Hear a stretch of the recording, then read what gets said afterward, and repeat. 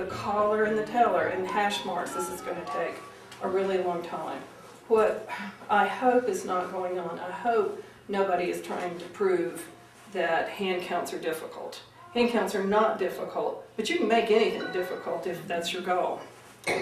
Well, the judges asked Audrey, how long do you think this is going to take? And she said, if it's 11:30 and 11:30 p.m. and we still have a few to go, we're going to finish it. Good.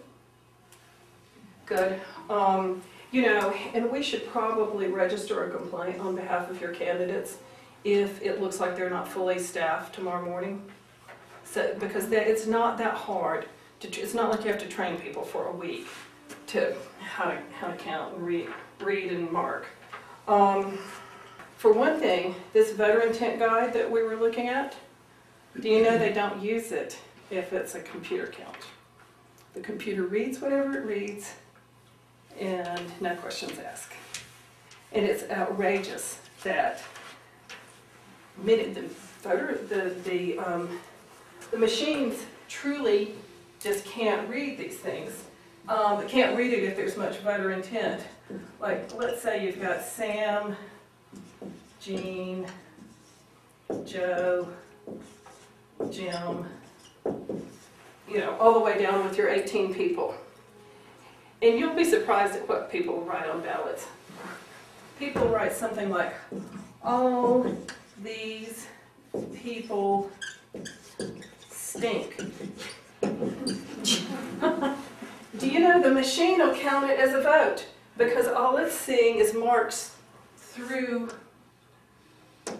the target area. Yeah. Because the machine can't read all the people stink. The machine thinks it's saying, all these people are good people, I'm voting for them. So that'll get thrown out. If you go ahead and get to 11, I mean, if the marks are in those ones, they're the stinkers right there, then they still go ahead and mark their 11, so that'll get thrown out. But if this was all even marked, you know, I'm not voting for anybody. But if that If they meant to not vote for anyone and just put all these people stink, the machine would still count it. if it touches that marking spot. And that's why you don't use a voter intent guide for the most part on a machine count. So we got these ballots the other day, and they laid it over, and the name was on there close to the yes part of it. The ink That could be picked up possibly, but they tested that and found that it didn't. That's the presumption. Yeah. That's a presumption. But that would, if the machine's sensitive, with that name, the ink being transferred over from Yes. Audrey's name, could. It actually happens a lot, and that toner can smear, and it is not visible to the human eye.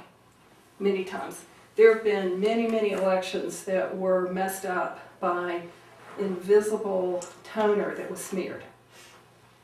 Elections are always unpredictable.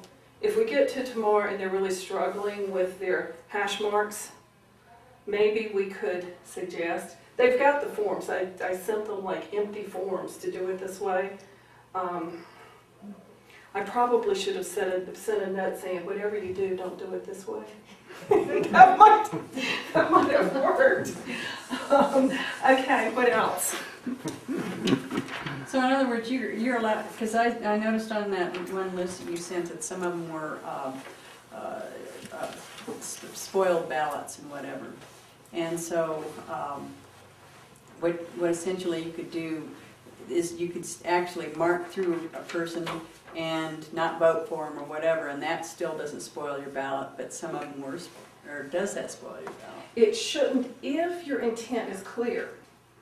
You've got, I believe, 10 days, I meant to look that up, and I'm pretty sure though it's 10 days after certification to call for a recount. Anyone can call for a recount. And in a recount, the candidate and all the candidates and the issue committee get a chance to see every single ballot, get copies of every single ballot. They still have to pay for them.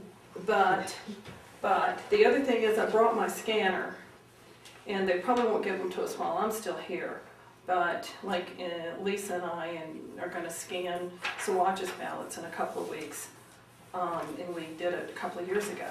So we have a copy of every single ballot. We can do our own count It's not an official count.